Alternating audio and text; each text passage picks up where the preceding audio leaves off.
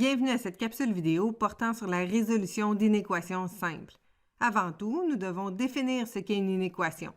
Une inéquation est en fait une inégalité qui devient vraie ou fausse selon la valeur attribuée à la variable. Par exemple, pour l'inéquation suivante, si x vaut moins 8, vérifions si l'inégalité est vraie ou fausse. Je remplace donc x par moins 8, ça donne 3 fois moins 8 plus 1, supérieur ou égal à 2 fois moins 8 moins 6, ce qui donne moins 24 plus 1, supérieur ou égal à moins 16 moins 6, donc moins 23 supérieur ou égal à moins 22.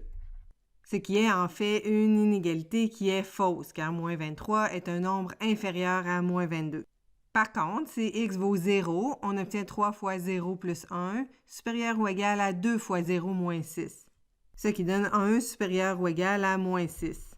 On obtient ici une inégalité vraie. Notre objectif sera de trouver l'ensemble solution d'une inéquation, c'est-à-dire l'ensemble des valeurs de x pour lesquelles l'inégalité est vraie. Pour cela, voyons les propriétés des inéquations.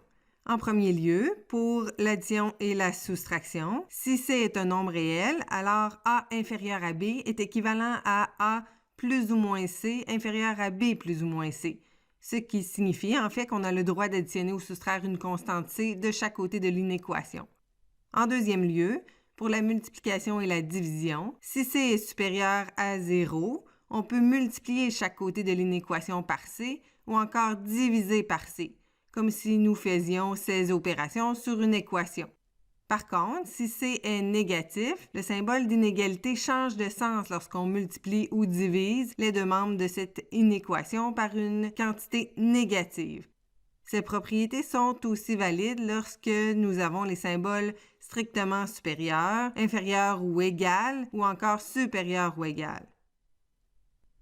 Allons-y avec un premier exemple. Pour résoudre l'inéquation 3 moins 2x inférieur à x plus 9, on résout comme s'il s'agissait d'une équation en prenant soin de changer le sens de l'inégalité si on a à multiplier ou diviser par une valeur négative. On regroupe donc les termes en x du côté gauche et les constantes du côté droit. On va avoir moins 2x moins x inférieur à 9 moins 3, ce qui donne moins 3x inférieur à 6. Pour isoler x, on va diviser par moins 3 de chaque côté. Les moins 3 vont se simplifier du côté gauche. On obtient x supérieur à moins 2. Comme moins 3 est négatif, on a divisé par une quantité négative.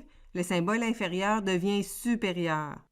La réponse peut être représentée de plusieurs façons. Sur un axe, les valeurs strictement supérieures à moins 2, par exemple, moins 1, 0, 4 tiers, se retrouvent du côté droit. On inscrit un rond vide pour indiquer que la valeur de moins 2 ne fait pas partie de la solution. Toutes les valeurs plus petites que moins 2 ne font pas non plus partie de la solution. On peut exprimer la réponse par compréhension, donc sous la forme suivante.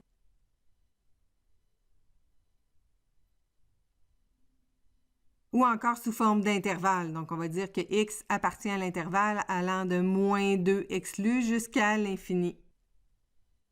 Le crochet de la borne inférieure, moins 2, est ouvert étant donné que cette valeur est exclue de la solution.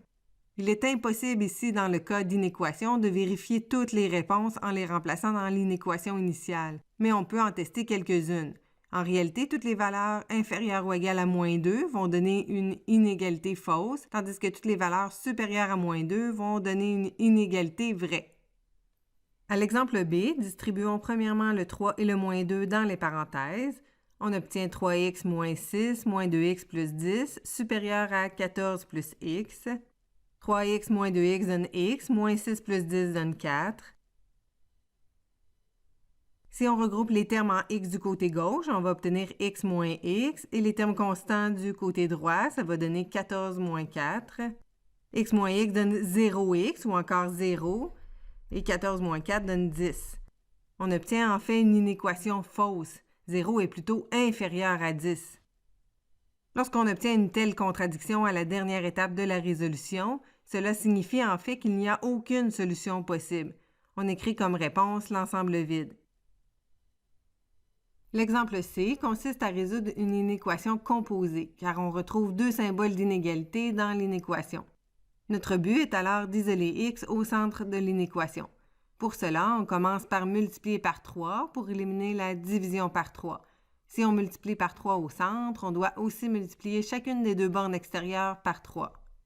Les 3 vont se simplifier et on obtient que 2x moins 11 est compris entre moins 9 et 21.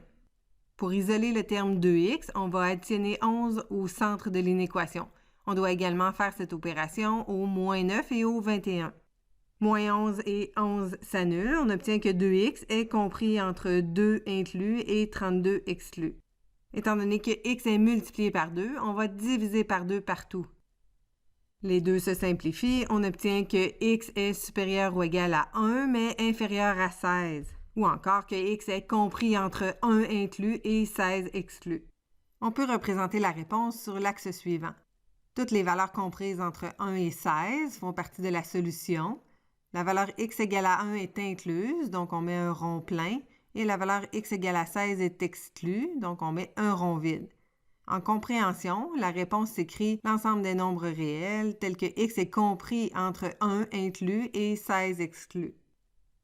Et finalement, sous forme d'intervalle, la réponse s'exprime comme étant toutes les valeurs allant de 1 inclus, donc crochet fermé, jusqu'à 16 exclus, donc crochet ouvert. En résumé, nous avons vu ce qu'est une inéquation et quelle est la méthode permettant de résoudre une inéquation, puis nous avons fait des exemples de résolution d'inéquations simples. Je vous remercie et je vous dis à la prochaine.